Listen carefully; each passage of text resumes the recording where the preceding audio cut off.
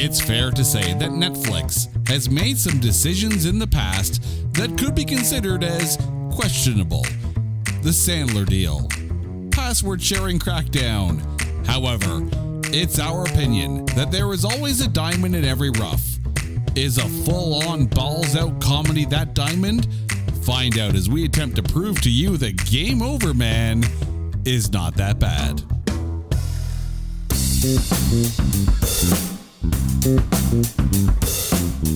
Welcome, one and all, to It's Not That Bad, the podcast that looks for A grades in B movies. Now, on this show, we have occasionally referred to a movie as, quote-unquote, a very Carey movie.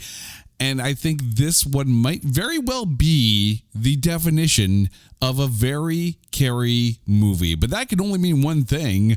My lovely special guest host is Carey herself, my lovely wife. How are you doing? I am stoked to be talking about Game Over Man. Now, whenever you log into Netflix and you kind of hover on one of the movies or one of the TV shows, they always play like a little snippet of a trailer. And I remember when we were kind of hovering over this one, I think it was under like Stupid Laughs or something like that, and they played the trailer and you're like, hello there, stupid movie. Well, it was all about Shaggy. Hey, it wasn't me. It wasn't me. It wasn't me. It wasn't me. It was all about Shaggy. So to our listeners who are sitting right now going, wow, nice with the inside jokes right off the top, guys, please describe to us what you would consider to be a very Carey movie. Okay, so there is a checklist of criteria, and this here movie checks all the boxes. It is wrong in so many ways. It's overly violent, like comically overly violent. Now, here's a disclaimer. I'm not a psychopath or anything, but I do enjoy a really good psychopathic movie. And this one is just that. It's funny. It has illicit drug use. It has Shaggy. It has and I'm not talking about Scooby Snack Shaggy, but it's got all that and a bag of chips. It's so good. I love the fact that on this podcast, you now have to clarify that you are not a psychopath in any sense of the word. Also, by the way, if that is the criteria for what is a very Carey movie, that's how you know you have wife goals. All right. So winner, chicken dinner, I am. Thank you. But before we go down this road, before we tackle Game Over Man, it is time to take this movie, this very Carey movie, and trailerize it. You thought Towering Inferno was intense. You loved the action of Die Hard. Now, watch as another tall building gets messed the F up in Game Over Man. The two crew find themselves in the middle of a hostage situation and are the only ones able to rescue anyone. And if that's whose hand my life is in, it's been nice knowing you. Adam Devine rocks out with his rooster exposed in a film about three slackers who have to nut up and bust the balls of the terrorists looking for a payday from a visiting party-happy Instagram celebrity in a movie that proves by its very plot that society has failed you. It's Game Over Man, rated TV MA for mutilated appendage.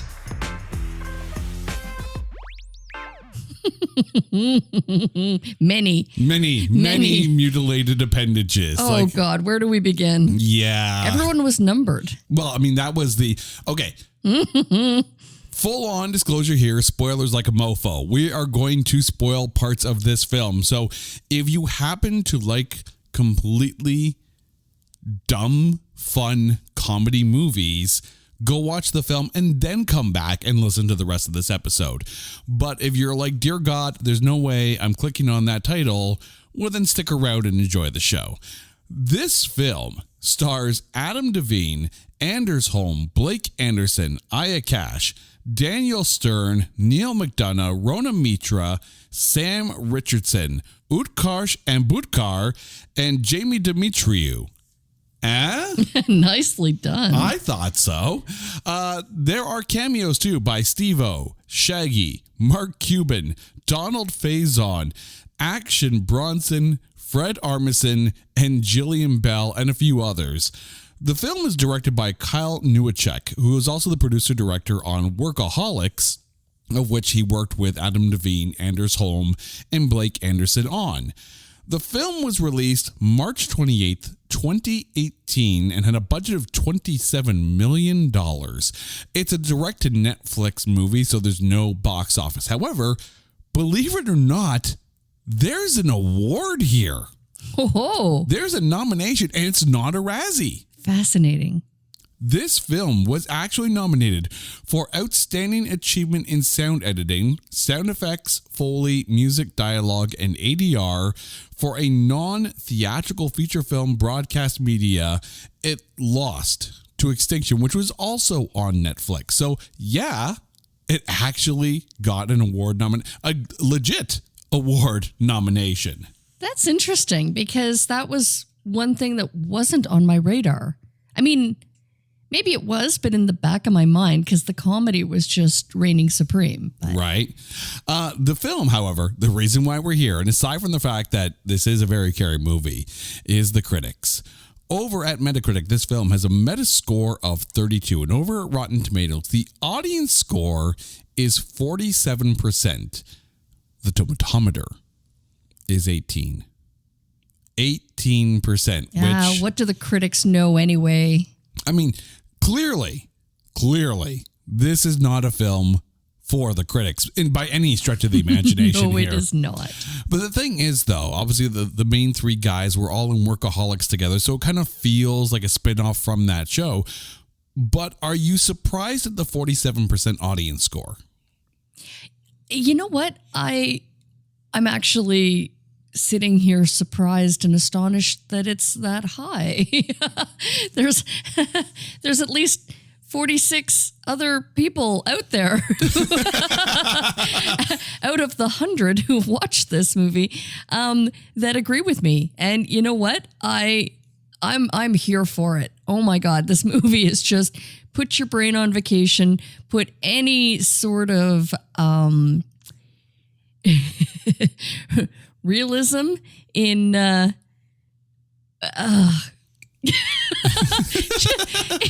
it is just She still oh hasn't my recovered God. yet. It is so much fun. It's just fun. It's fun from the beginning all the way through. It's gory as hell. And you know, Go on. there's a scene that was hard to watch. You know, as funny as the movie is, I do have to get serious here for a moment. And I hope that no dogs were injured in the making of this movie. Okay. If there's no way that scene involved a real dog, but you know. Well, that was way too much blood for such a little tiny chihuahua. He was so Right? cute. Oh my God, the dog had bling. Okay, the dog Right. had bling. Which, for the record, no, you are not getting our dog any bling like that. It's not going to happen. Oh, that'd be great.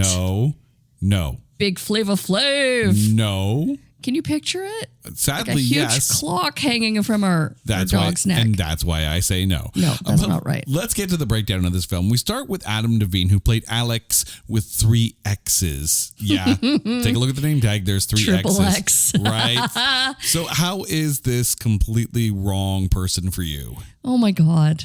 Okay. Can I just say that he led the charge? Like the writing was so on point. It was so freaking funny.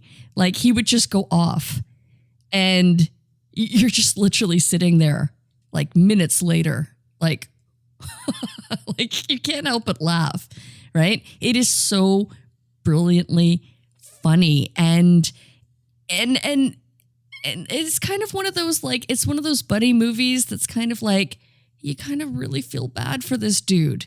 Like, in the end, you know, I don't want to say too much, but it's heartwarming. It's upsetting. It's like, yeah. I mean, you feel for him. You know what? You got to feel for him. To a point, I feel for him, but to a point, I find him unsympathetic. Now, hear me out on this one here. Okay? Interesting. So I feel sorry for him because, Alex is a dreamer, right? He's got big dreams. He has envisions of, everyone has these grandiose plans and how they're going to make it big and famous and rich and the everything. And in many of those plans, whether they be cocktail napkin sketchings or big grandiose ideas, they're probably made while you're drunk kind of thing. And then when you sober up in the morning, you realize that that's a bad idea. Alex never sobered up. Right. I was just going to say that he is ever dreaming. And you know what? There's something cool about that, But keep dreaming, Alex. The problem is that, he's a dreamer. Yes, commendable. But his ideas suck.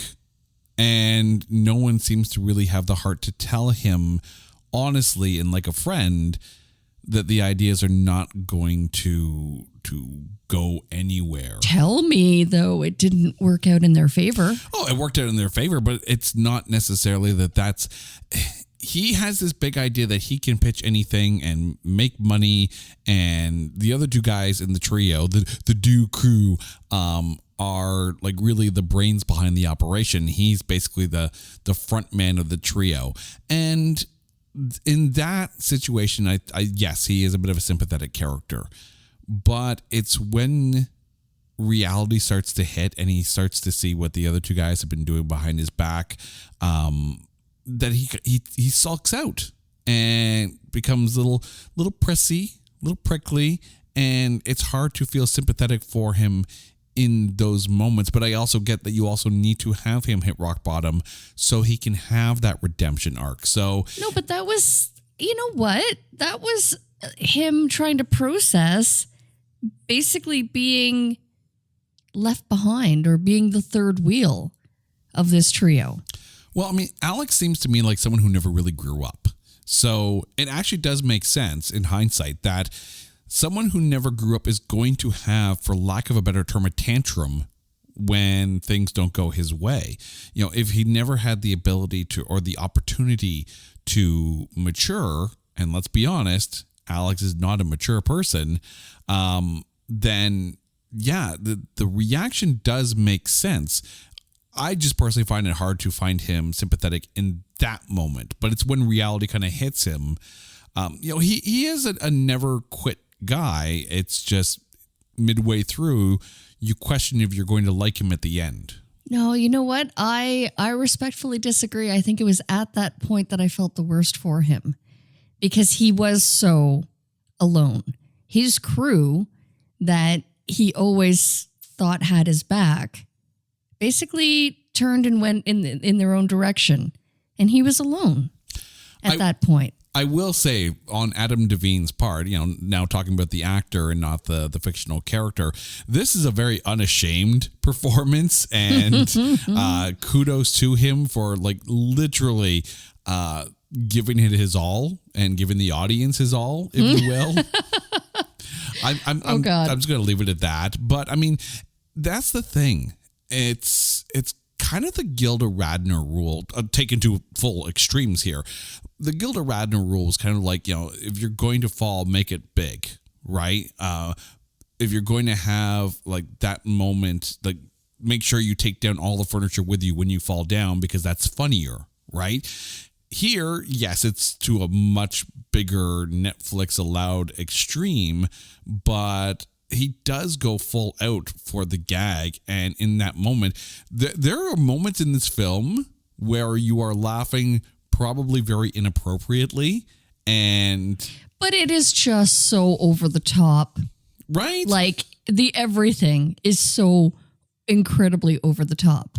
If you watch South Park Bigger, Longer, Uncut and could not stop laughing, you're going to enjoy this film. Like it's that kind of, it's both bad and wrong It's badong. It's badong. It really is. I mean, at one point, I was just snort laughing. And I'm like, I really shouldn't be laughing at this. What am I, a psycho? Yeah, in that moment. And I think there's the funny thing, right? You have some comedy movies which classify themselves as, risque, if you will, but they don't go all the way, right? Here's a film that literally said, "Oh, there's a borderline, there's a decency barrier. Let's jump right over that." It's the equivalent of laughing at Hugh Jackman's testicle neck in movie 43. Of which you're still laughing about. Let's move on to Anders Holm, who played Darren, the stoner slacker of the trio, who was either incredibly frustrated or incredibly high. How was he for you? Oh, God. He was so over the top. Actually, you know what? I found that the character of Darren really came into his own. Like, in the beginning, when he was first introduced, I'm like, okay, I'm going to wind up hating this character. Out of the three of them, he's just kind of, why is he even there? He's just kind of useless. Aside from like, I don't know, obvious stoner gags. Like, I thought it was funny. He passed out on the bed and it's just kind of... Yeah. and literally, like, you could tell he was... Oh, just the amount of abuse that he took from his friends. Like he was very much he was there for the comic relief. Yeah. However, I think of the three of them, he was probably like the most, I don't know, level-headed in the end. Like he was probably the most, I don't want to say likable, because I liked Alex. I think, Alex was the one that was kind of done dirty in the end. But you know what? They were pals, and they somehow saved the day through a series of very unfortunate events. I think the interesting thing about Darren in this is that here you have of the trio, right? You have Alex, who has dreams of champagne wishes and caviar dreams, if you will. He has dreams about, being rich and famous, and it doesn't matter how he gets there. And in Darren, you have someone who has this goal of creating something for the sake of creating something, and the end result for him is the successful creation of of whatever the product is, and not necessarily the commercial success of it. So his is more of a, creation for creation's sake, as opposed to Alex, who is creation for celebrity's sake. And the nice thing from an acting perspective between these two is that these are the two main guys of the trio, right? This is where, for lack of a better term, the power struggle is in the Duke crew. And when Alex is like up here, Darren is mellowing out down here. When Alex is sulking, Darren's taking the lead. And you can see them almost passing the baton of who's carrying the scene at the time. And that makes for a very good comedy balance, right? You don't have... Yes, there are moments when everyone is screaming and losing their minds, but it's more in reaction to someone else in the scene, i.e. one of the terrorists. And when it's just the three of them, you can see them kind of trading off control of the scene, and it makes for not everyone trying to clamor for the attention of the viewer at that time. And it allows the scene to have a singular focus when it comes to the three of them. And that's smart writing. And it's also smart acting. And I think you have to have the trio that has worked together a while on the show Workaholics to be able to find that balance. I totally agree. Now let's talk about the other person in that trio. Blake Anderson playing Joel. He's like if Alex is the front man and Darren is the brains of the trio, Joel is the mastermind. He's the maker of the thing. Blake Anderson as Joel for you. I was actually going to say I agree up until a certain point. I think Joel was, again, he started out the most unlikable, and then literally rose to the occasion. So I think that, he was just as important. It's almost kind of like you needed 3 and no more, because then it would have got muddied. Yeah. But you've got the completely way out there dreamer, like kind of the anything is possible, make it so. And then you've got the stoner for, better lack of a better term, for comic relief. and I didn't see as much of a trade up, but I did see the rise of Joel. Yeah. And that was key. The funny thing is, Joel seems to be trying to find the balance between the two, right? He agrees that you're probably going to have the ability to, so the part of the subplot of this movie is that the trio is trying to pitch their idea of this product called Skintendo, which, no, it's not Nintendo for porno. It's basically this bodysuit where you're controlling a video game character, hence your skin is the controller, hence Skintendo. So Alex really wants to sell this for the money. Darren wants to make this for the playability of it.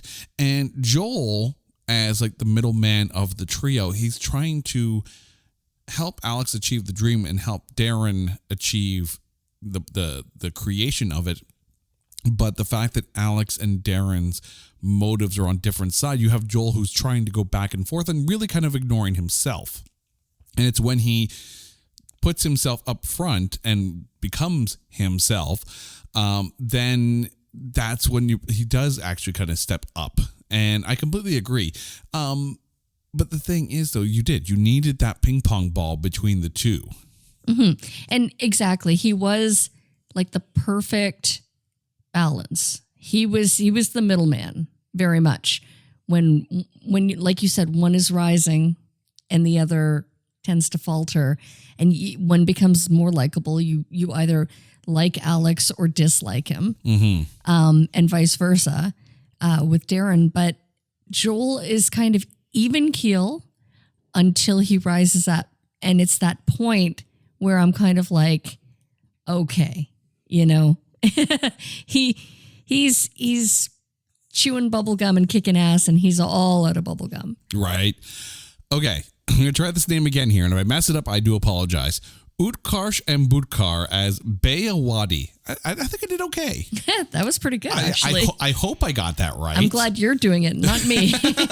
As the Bay of Tunisia, Bayawadi. How was he? Oh, my God. Okay, so I sat there in my mind running through, where have I seen him before? Was he in Free Guy? Yeah, he was actually the Free Guy. He plays Mouser in that, the friend of Keys when they're working at the video game company. Yeah, so you are right. That's him. Oh my God. Okay, so definitely, it was, you know what? Just seeing him kind of makes me laugh. His role in this was absolutely perfect. It was actually very, it made me think of Taika Waititi's character. It was almost kind of like an homage to to that role. It would be like if Mouser got Taika Waititi's job, right? At that game company. Yeah, no, I do get that. And the funny thing is, though, in his, for lack of a better term, bravado, right? Because there's got to be a bravado when it comes to when you're dealing with a situation like that. Is that there's this bluster at the beginning of the film, right, where he is all that and he's all snarky with the terrorists, and even when things are going to and people are dying, he's still defiant in his snarkiness. But there's that turn where it's real, and you already said it, so I'm gonna say it anyways. And the dog buys it. His dog, right, gets blown up, and then you see the change in Bayawadi. Okay, yes and no. I mean, even right to the end, he was like, "Yeah, I wasn't going to actually cut you guys a check. I just wanted to piss off the." Yeah, but that's the thing. The reality sets in, right?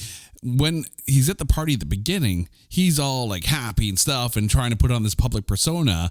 And then the reality kicks in and you see just how much of a dirtbag Bayawati is. And that shines through in him turning down the Duke crew.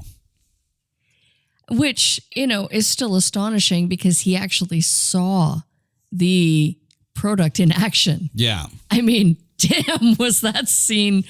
It was so wrong and so funny.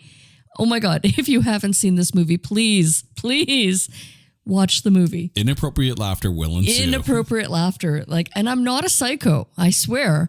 But oh my God.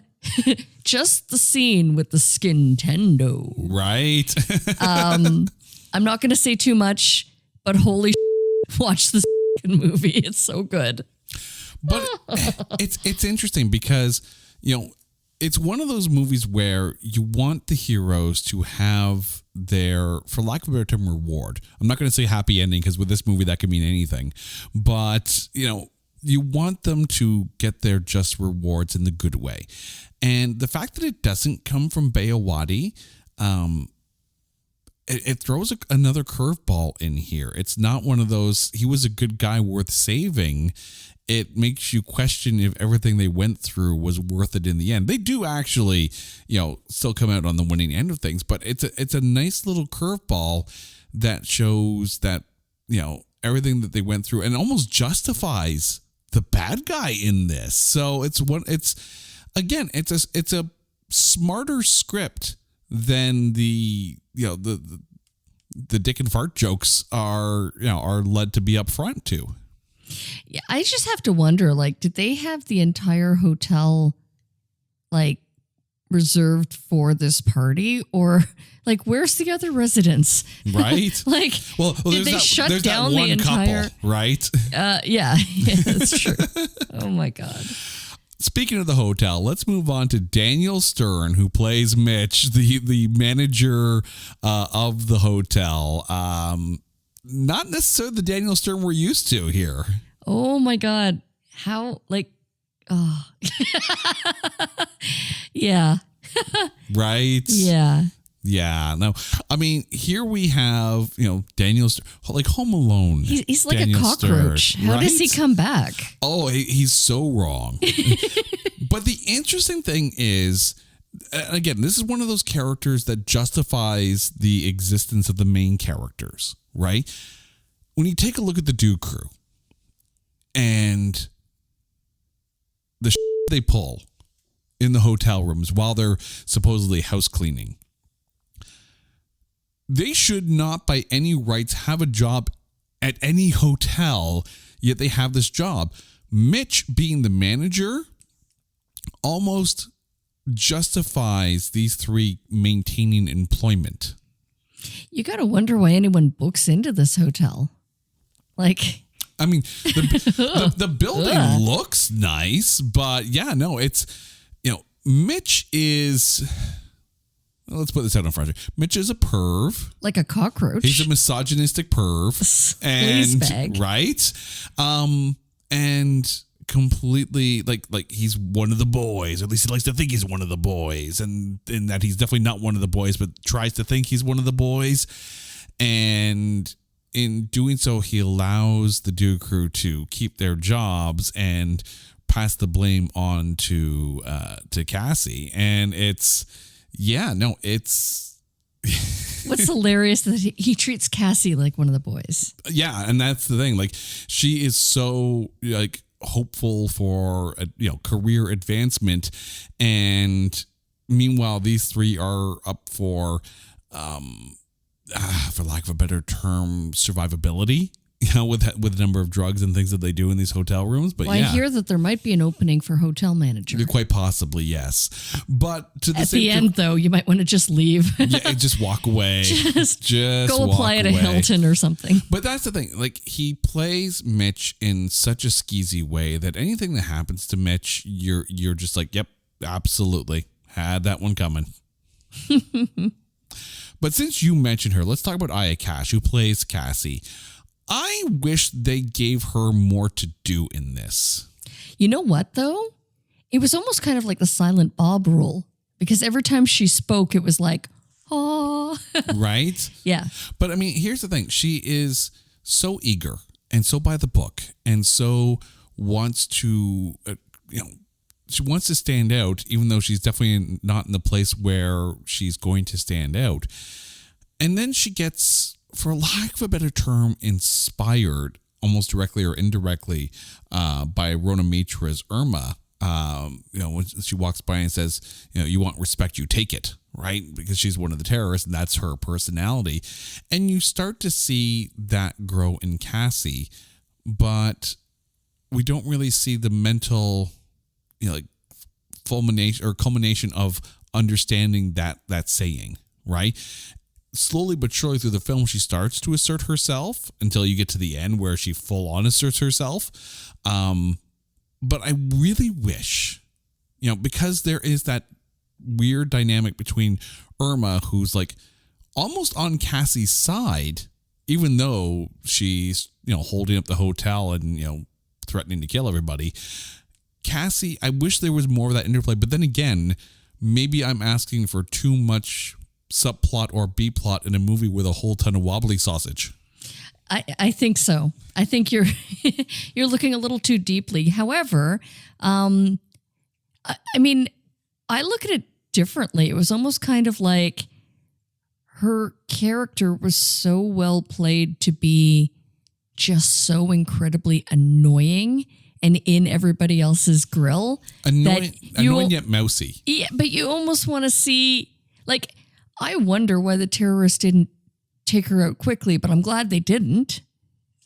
But it was like, it would have been one of those things that at the beginning, she was just kind of like the rat, right? Yeah. Like she's the hall monitor, yeah. Yeah, she was,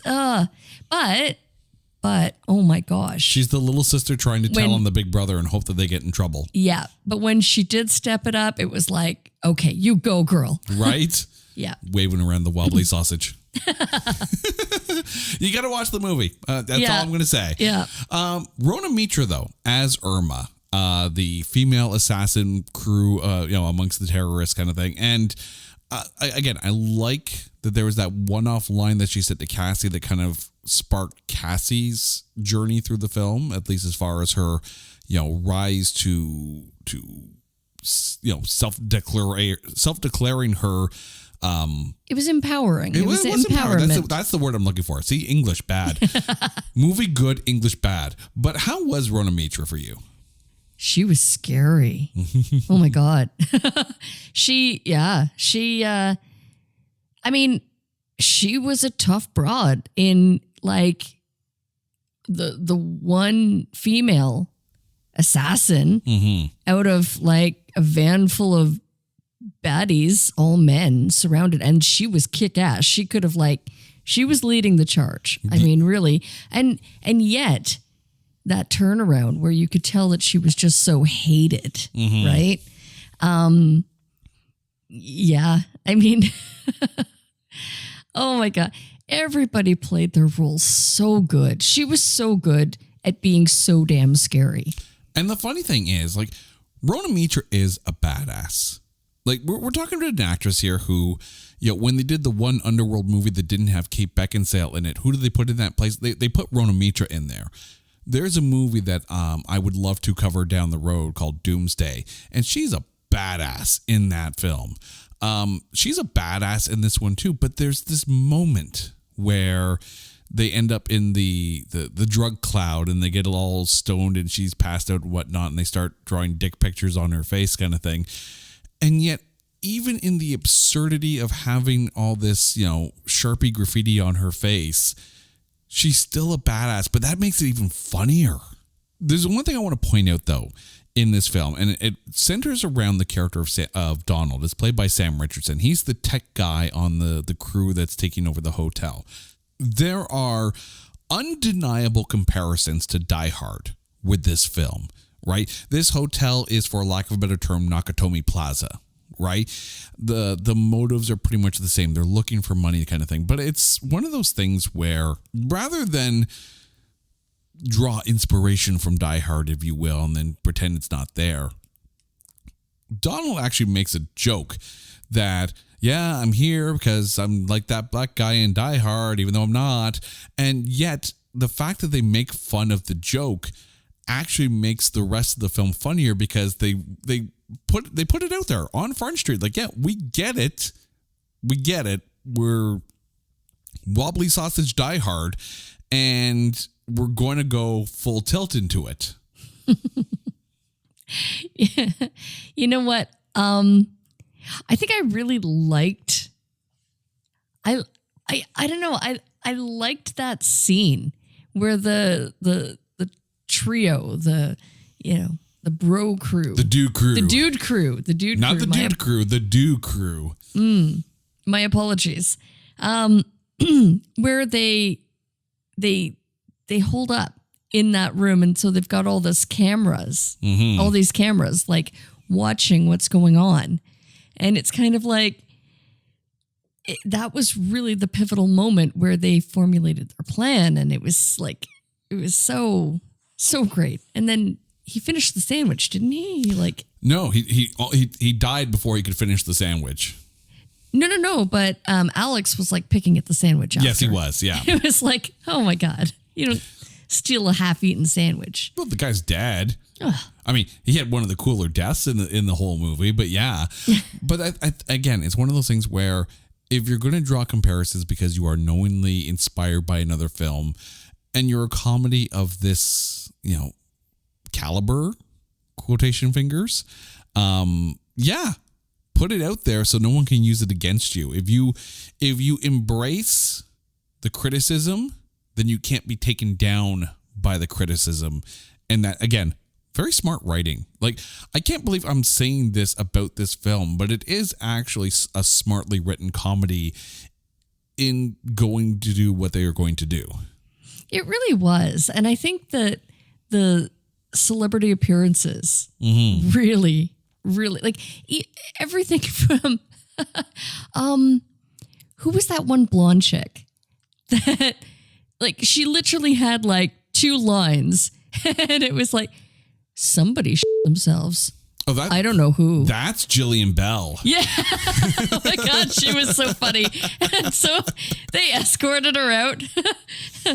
Clearly, she was the one who herself. But I mean, it was so fun. But Shaggy's appearance, there was another one too. One of the hostages that every time they showed him, I don't think he died. No, that's Fred Armisen. Yeah. But that's the thing. Like, there's an interesting level of cameos in this, right? Like, they bring on like Donald Faison from Scrubs just so they can kill Donald Faison from Scrubs. Like Jillian Bell is there to herself and then get escorted out. Like, there's small cameos, but those moments are funny. I mean, Fred Armisen's going to be funny no matter what you have him do, and sometimes his reactions are just the comedy that you need. There are some cameos where, I'm not going to lie, I had to sit there and look up who the hell they were, but that's okay, right? Because for some people, that's going to be very recognizable to them. But getting back to the terrorists here, Neil McDonough, who played Conrad, the guy who with the Kanga hat on, with the piercing eyes, Neil McDonough. Again, horrifying. But, it's almost kind of like you just knew, right? Like, he was just such a baddie that you knew that oh my God. It was so good. Right? The thing with Neil McDonough, though, and I fully appreciate that when someone gets to play the baddie, that they go full baddie. And Neil McDonough is very, very good at that. If you've ever watched any of the, the Arrowverse, Berlantiverse shows where he plays Damien Dark, whether it be Legends of Tomorrow or Arrow or The Flash, and he's so good at what he does because he has such a menacing presence. It's almost very Malcolm McDowell-esque when he's on screen. But the other thing too is that, and again, I'm going to drop a spoiler here. So if you haven't watched the film, pause now, go to Netflix, and then come back an hour and a half later. When you realize that he's actually not the main bad guy, it's a complete twist. And all of a sudden you're like, oh. Yeah, I don't know though. I saw that coming. It was so transparent that it's like... I saw that it was an inside job. I was not prepared for them to off Neil McDonough at that moment, though. Oh, no? I thought he would at least be kind of second in command kind of thing, but the fact that he was as disposable as he was when that moment came, that's a fun little twist that you don't expect. Well, I think that was key, though. It had to happen because it was almost kind of like... the dynamics when bad guy X took over. Yeah. It was kind of like at that point you don't want too many cooks in the kitchen, so to speak. Yeah. I mean, you would draw more Die Hard comparisons to that, that Mr. Ahmed would then become the Hans Gruber, and, Neil McDonough is basically like the long blonde haired guy with the machine gun that goes after, John McClane. Instead, he's eliminated, and all of a sudden it's like the role reversal. Like, this is that moment in Age of Ultron where Ultron destroys his old self and comes out with with a much bigger, much stronger body. It's like, oh, here's the bad villain. Yeah. Was it Hans Gruber? It was Hans Gruber. Yeah. Yeah. But now, since we're talking Hans Gruber, let's talk about the Hans Gruber of this crew here, Jamie Demetriou, who played Mr. Ahmed. Aha. You know what? I knew as soon as I saw him earlier in the day, I was like, yeah, something's not right. Why is he even there? Who is he? Yeah, I mean, aside from expecting him to be the baddie, you know what? It was, and again, the mistreatment that he received from Bayawadi. Yeah. Yeah. You kind of like don't know whether you want to cheer him on at one point, and then you realize, no, he is leading the charge, and he is right out of his mind. Yeah. Hungry with power. Yeah. See, here's the thing. I would equate Conrad, as played by Neil McDonough, more in that Hans Gruber kind of role, whereas Mr. Ahmed almost felt like, and again, if you haven't watched Die Hard, you go back and watch Die Hard here. You have to take a look at Harry Ellis. The guy's like Hans, Bobby. The guy who like tries to cut a deal with the terrorists in order to save his own skin. Mr. Ahmed feels a little bit more like that as opposed to more of the Hans Gruber, because once the reveal takes place, he becomes a little bit sillier, which is good for the comedy, right? It turns it back into a comedy rather than a straight Die Hard ripoff. But did you find the effectiveness of Mr. Ahmed as the leader lost a little bit, like during the Shaggy scene, if you will? You know what, though? I was thinking about that because at first he started very serious and almost kind of like the victim. Like you kind of feel bad for him, and then he's being made fun of. He's almost being belittled, publicly humiliated. Yet when he does have his moment of rise to power, and then you just see him for the psycho that he is, and it's kind of like, okay, I don't feel so bad for you. And the fact that you're so almost psychotically reveling in this, like he was just so stage villain. Yeah, exactly. He was over the top. And I mean some of the death scenes are pretty over the top too. So I think it fit. Whereas you have like the other two assassins who were like straight up scary. They were just they were a force because they never broke that seriousness. Whereas he goes completely He brings it back to the comedy a little bit. Yeah, That's it was the thing. lighthearted. Yeah, like they didn't. Yeah, again, I keep referencing Die Hard because the comparables are undeniable and it's so obvious. But it's one of those things where you needed to constantly interject more comedy because otherwise you're just going to be a straight Die Hard ripoff. And I think that's where this movie succeeds, right? It's, you know,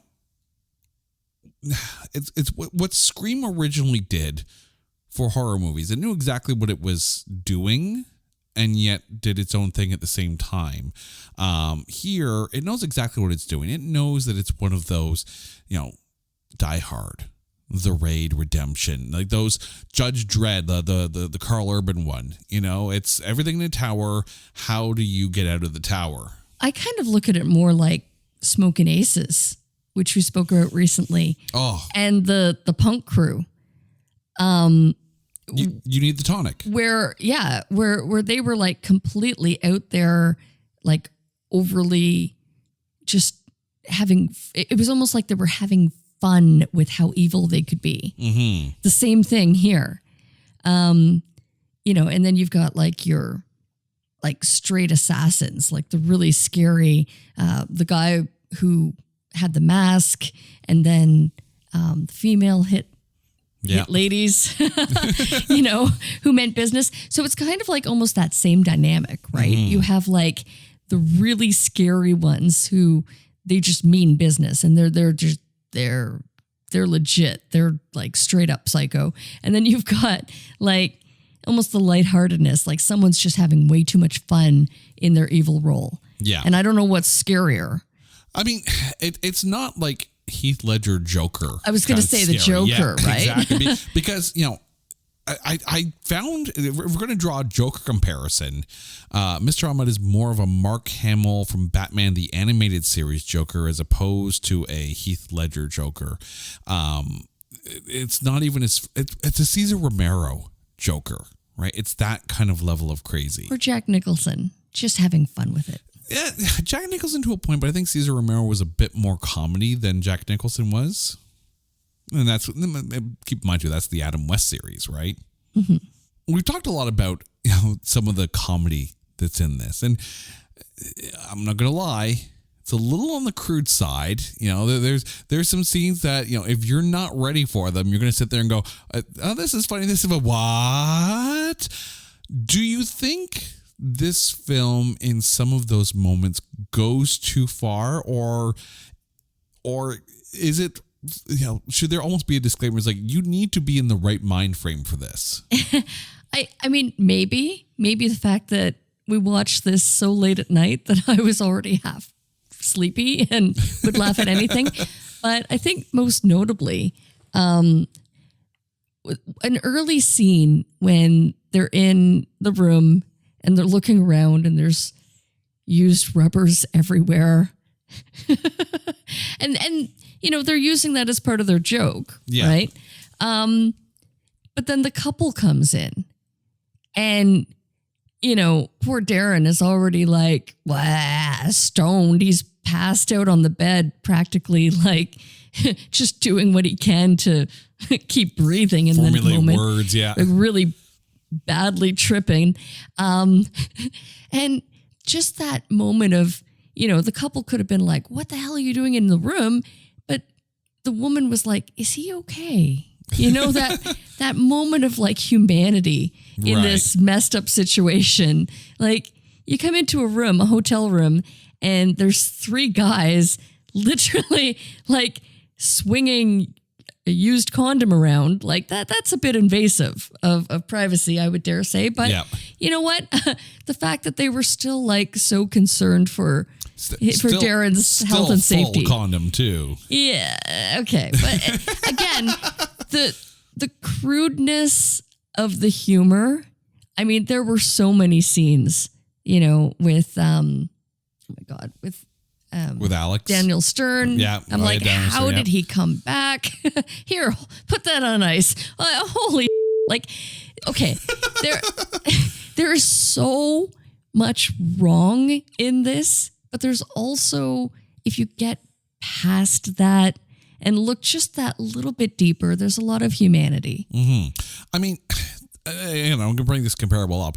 There's a lot wrong with South Park Bigger, Longer, and Uncut, right? And you go back and you watch that, and there's still a lot wrong with that film. But they did it smartly in the fact that it is a musical, really, and that kind of takes some of the wrongness out of it. This film is not just, for lack of a better term, dick and salad tossing jokes, for the sake of dick and salad tossing jokes. There's a smarter script here that's hidden by some of the out there-ness of some of the spots and the gags. And I think too, you know what, even with South Park, you kind of have to go into it knowing what you're going to get. And if you can just, suspend any sort of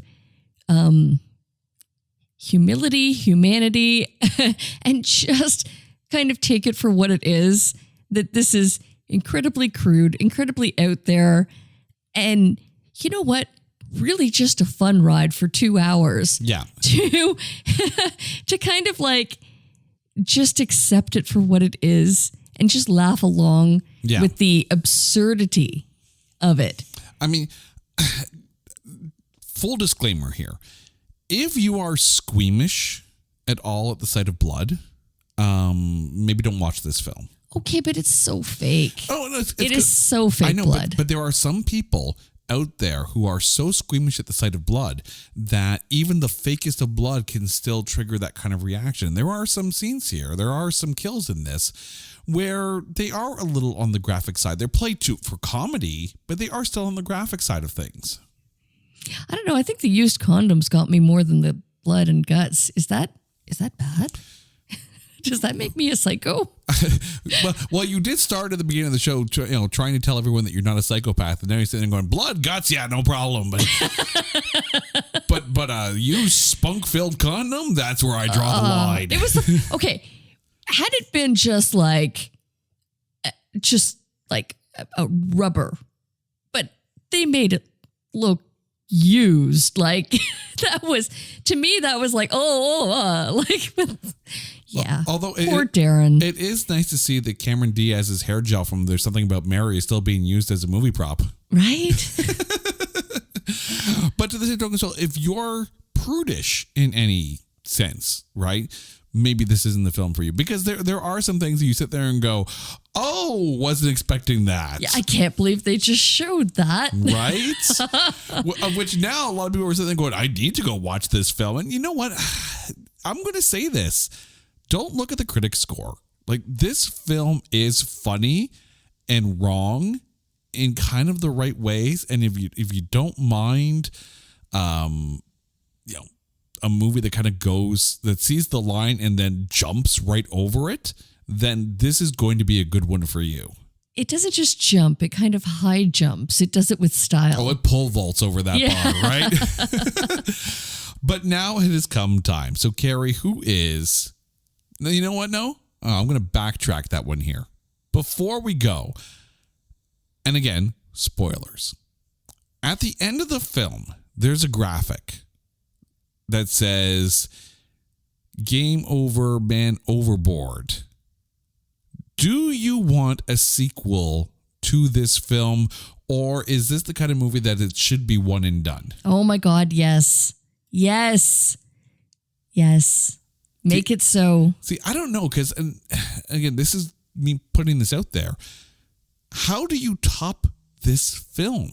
Well, clearly, the guests on the houseboat, at the end, when they're celebrating, something goes awry.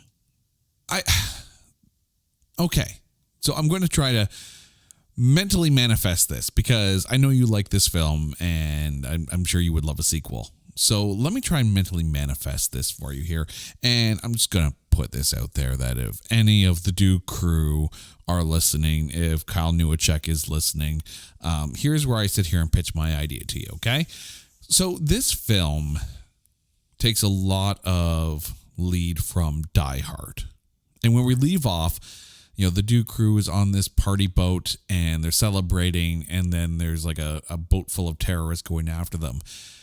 There's a movie, and I can't remember the name of it off the top of my head, so apologies here, where Tom Hanks plays the captain of a boat that's boarded in international waters by pirates. And, he has to kind of, protect himself and his crew and his boat from these, basically international water pirates. And Tom Hanks? It is, yeah. Castaway? No, it's not Castaway. No. It's with Wilson. I think they should merge this with Pirates of the Caribbean. Have Johnny Depp come out. No. You can't do that. You can't mix it with Pirates of the Caribbean, because Pirates of the Caribbean in itself is a comedy already. The fact that this works in that sense is because it leans on, well, for lack of a better term, a Christmas film, if you will. But no, it leans on the fact that it takes from an action film and then turns that on its head for comedy. It's Captain Phillips is the movie I'm thinking of. Yes, it is Tom Hanks. And yes, he is protecting his ship from these pirates that have boarded on it in international waters. That's that whole, I'm the captain now kind of thing. If you take from a movie like that and adapt it to this Game Over sequel, then it continues on with the tradition of what you started with the first one, and then allows you to literally springboard from that. But that's just me manifesting things into reality. But now it has come time. So, Carrie, who is your MVP of Game Over Man? Okay. Everybody was just so incredibly great in their role. You can't have everybody as your MVP. But you failed to talk about the man. Wasn't me. Shaggy. Shaggy's your MVP. Okay, so you know what?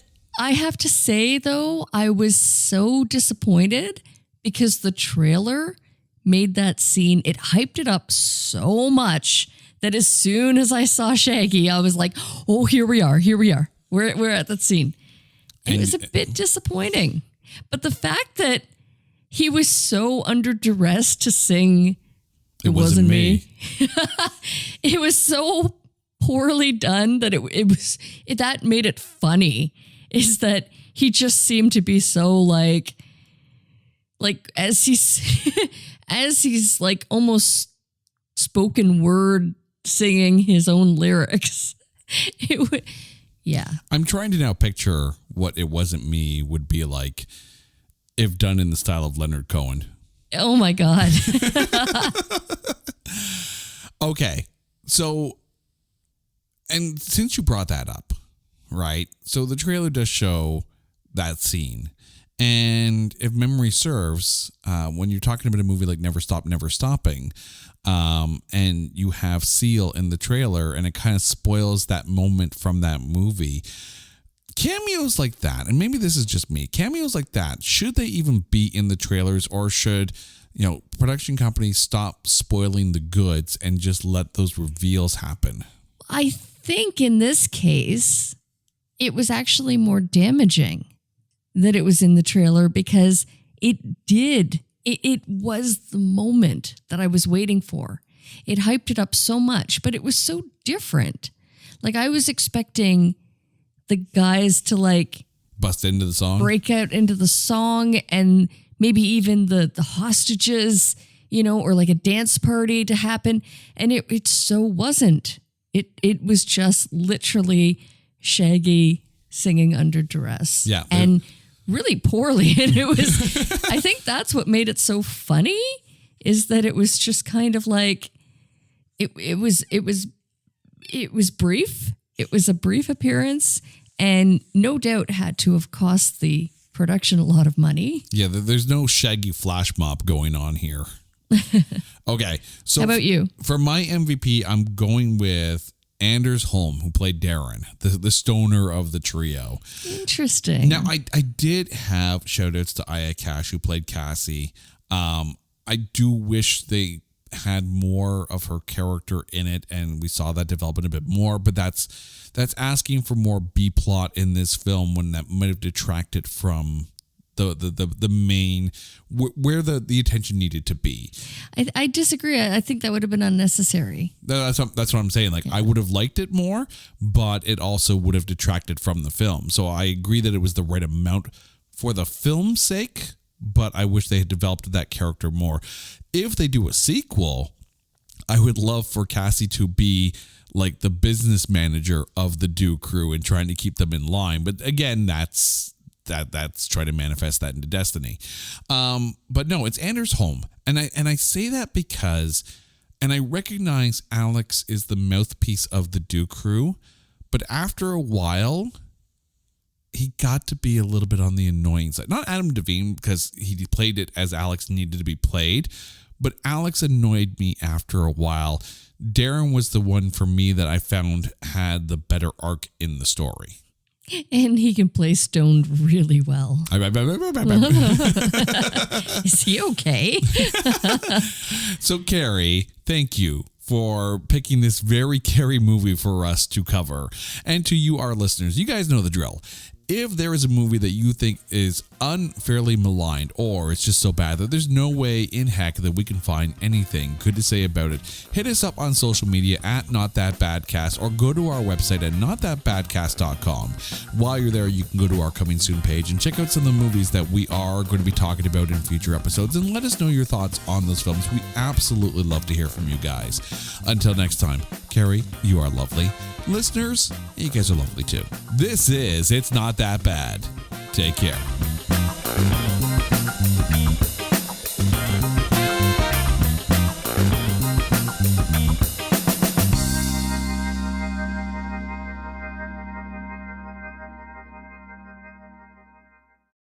Hey folks, Stefan Shirazi and Renee Richardson here from the Metallica Report. And we are proud members of the Pantheon podcast family, where the best of music and podcasts unite. We've got something pretty cool for you.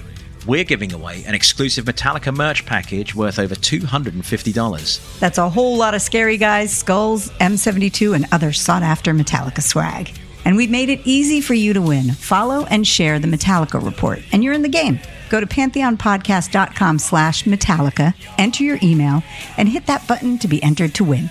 And just like that, you're eligible for our monthly exclusive Metallica merch package. And guess what, rockers? You can enter every month, so just do it. And while we love our global brothers and sisters, the lawyers won't let us ship outside the U.S.